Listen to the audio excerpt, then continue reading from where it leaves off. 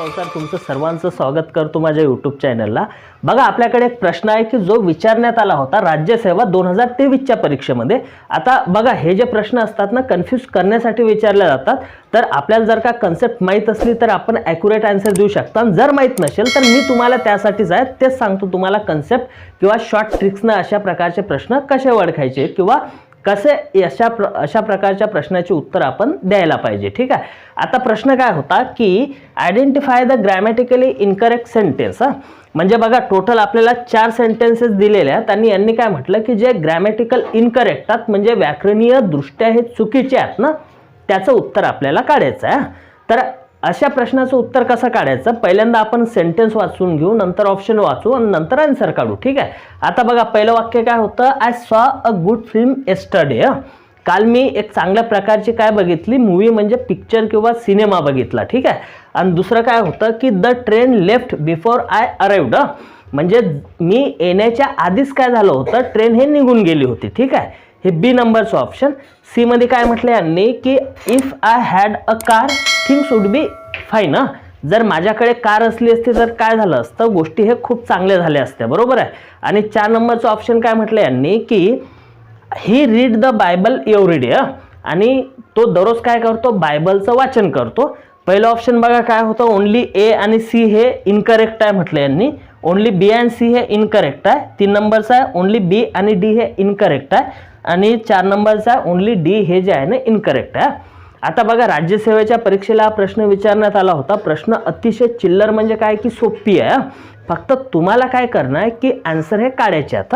आता पहिल्या वाक्यापासून बघू आपण ते वाक्य बरोबर आहे की चुकीचं आहे। आता पहिलं वाक्य काय होतं याच्यामध्ये, I saw a good film yesterday, तर काल काय केलं, मी एक चांगली पिक्चर बघितली। आता बघा वाक्यामध्ये येस्टरडे हा शब्द येत असेल, येस्टरडे झाला, येस्टरडे, त्याच्यानंतर काय लास्ट, लास्ट हे शब्द जर का येस्टरडे म्हणजे काय असते, काल, जो झालेला दिवस असतो ना त्याला आपण येस्टरडे म्हणतो, बरोबर आहे। येणाऱ्या दिवसाला काय म्हणतो, टुमारो म्हणतो, बरोबर आहे। मग मला एक सांगा, झालेल्या दिवसाबद्दल आपण काहीतरी बोलत असू तर त्याच्यामध्ये काळ कुठला यायला पाहिजे, भूतकाळ यायला पाहिजे। मग भूतकाळ यायला पाहिजे तर त्याचे बी 4 प्रकारात आता यांनी येस्टरडे यूज केलेला आहे। साधी सरळ गोष्ट लक्षात ठेवायची, येस्टरडे शब्द असेल किंवा लास्ट म्हणजे झालेले, हे भूतकाळावाल्या घटना सांगतात, आणि हे शब्द जर का वाक्यात वापरल्या जात असतील तर नेहमी काळ जो आहे ना हा फक्त सिंपल पास्ट टेन्सच येणार। सिंपल पास्ट टेन्स म्हणजे साधा भूतकाळ। मग जर का साधा भूतकाळ असेल तर आहे का, हे बघा इथं बघा, आय हा वाक्याचा सब्जेक्ट आहे, सीचं काय झालं सेकंड फॉर्म सॉ, नंतर थर्ड फॉर्म काय सीन होतो, म्हणजे हा जर का क्रियापदाचा सेकंड फॉर्म आहे, आणि नंतर काय होतं की हे फिल्म हे नाऊन आहे, हे गुड काय ॲडजेक्टिव्ह आहे, फिल्मबद्दल माहिती देते, हे आर्टिकल कुठली फिल्म होती माहीत नव्हती म्हणून सिंग्युलर काउंटेबल नामासाठी वापर झाला, बरोबर आहे। म्हणजे येस्टरडे होतं, इथं क्रियापदाचं सेकंड फॉर्म आहे, म्हणजे हे ग्रॅमॅटिकल करेक्ट सेंटेन्स आहे, याच्यामध्ये चूक नाही अजिबात। ठीक आहे, आपल्याला इनकरेक्ट म्हणजे चुकीचं वाक्य ओळखायचं आहे। ठीक आहे, पहिलं वाक्य आपण काढलं, ए मध्ये काही चूक नव्हती, ग्रॅमॅटिकल करेक्ट आहे। आता दुसरं वाक्य बघा काय म्हटलं, द ट्रेन लेफ्ट, काय की ट्रेन निघून गेली। लिव्हचा second form left, simple past tense आहे म्हणजे बघा हे लेफ्ट।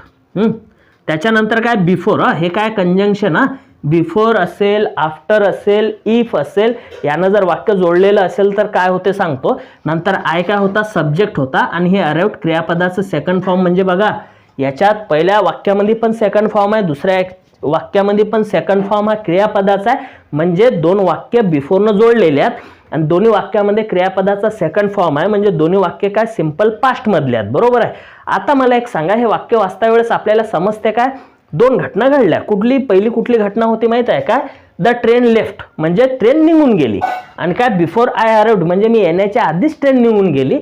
आता मला एक सांगा, जर ट्रेन आधी निघाली, बरोबर आहे, जर ट्रेन नसती निघाली ना आधी याची येण्याची घटना झाली असती तर यानं म्हटलं असतं काय असं की ट्रेन निघून गेली, नाही, म्हणजे इथं काय झालं की ट्रेन निघून गेली ही पहिली घटना झाली, आणि नंतर काय होतं याच्या येण्याची क्रिया झाली, आणि 2 वाक्यांना जोडलेलं कशानं आहे, बिफोर ना, म्हणजे कंजंक्शन काय बिफोर।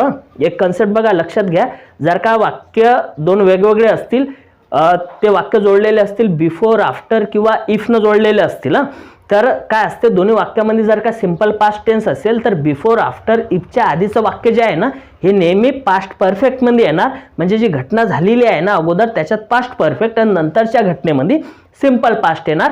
म्हणजे इथं काय यायला पाहिजे माहिती आहे का, द ट्रेन, या ट्रेनच्या आधी काय आलं, द ट्रेन, नंतर काय हे लेफ्टच्या आधी काय आलं पाहिजे, हॅट, म्हणजे काय होणार हा पास्ट परफेक्ट होणार, म्हणजे ही सर्वात आधी घटना घडली. नंतर काय म्हटलेलं आय अराइव्ड हे नंतरची घटना होती. म्हणजे दोन्ही जे आहे ना वाक्य हे पास्ट टेन्स वालेच आहे, पण जी आधी घटना घडते त्याच्यात पास्ट परफेक्ट आणि जे नंतरची घटना घडते ना त्याच्यात सिंपल पास्ट टेन्स. म्हणजे इथं हॅड नव्हता म्हणून हे वाक्य काय होतं चुकीचं होतं. आपल्याला चुकीचं वाक्य ओळखायला सांगितलं, म्हणजे 2 नंबरचं ऑप्शन हे आपलं चुकीचं आहे.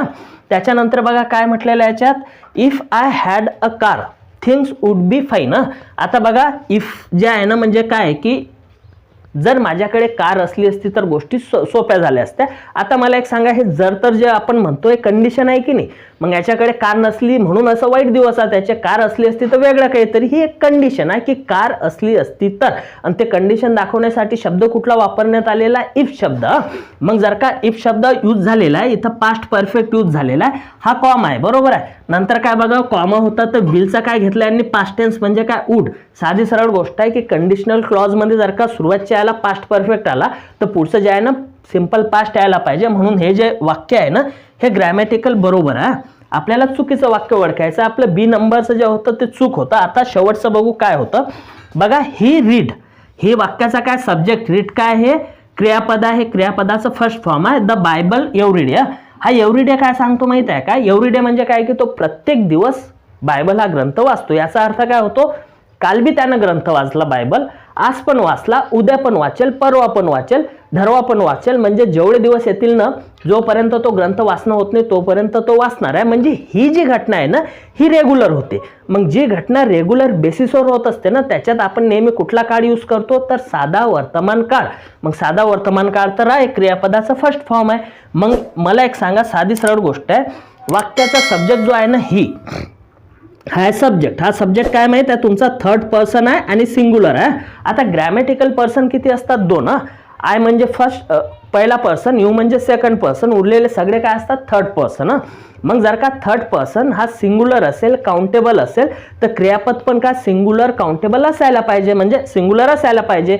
मग काय असते क्रियापदाला साध्या वर्तमान काळात सिंग्युलर करायचं असेल ना तर मग आपण क्रियापदाला काय करतो माहित आहे का, यस किंवा इयस लावतो, म्हणजे ते काय होते माहित आहे का सिंग्युलर होते. आणि ज्या क्रियापदाला यस किंवा इयस नाही लागत ना ते नेहमी काय राहते प्लुरल राहते, म्हणजे अनेक वचन राहते. मग या वाक्यामध्ये जे रीड होतं ना याला काय पाहिजेत होतं, यस लावलं असता तर ते वाक्य बरोबर असलं असतं. म्हणजे हे वाक्य काय आपलं चुकीचं आहे. मग आपल्याला ऑप्शन काय सापडलं, बी नंबरचं एक चुकीचं वाक्य आहे, डी नंबरचं एक चुकीचं वाक्य आहे. मग याच्यात आन्सर काय येणार, पहिलं बघा ए आणि सी हे नाही येणार, दुसरं बघा बी आणि सी हे पण नाही येणार, आणि चौथं काय होतं ओनली बी अँड डी. म्हणजे हे तुमचं वाक्य जे आहे ना हे तुमचं उत्तर असं असायला पाहिजे. बघा विद्यार्थी मित्रांनो काय असते, तुम्ही आन्सर कसे काढता हे तुमच्यावर डिपेंड आहे. त्यासाठी जे आहे ना ट्रिक्स जर तुम्ही वापर केला तर कमी वेळात जे आहे ना तुम्ही खूप जास्त आणि ॲक्युरेसीने आन्सर देऊ शकता. त्यामुळे जेवढे विद्यार्थी स्पर्धा परीक्षेची तयारी करताना तर माझ्या चॅनलला सबस्क्राईब करा, learn English with Pradeep sir. तुम्हाला अशाच नवीन नवीन ट्रिक्स शिकायला मिळतील. व्हिडिओ आवडला तर नक्कीच लाईक करा, मित्रांमध्ये पण शेअर करून सांगा. सर्वांचे खूप खूप धन्यवाद माझा व्हिडिओ बघितला.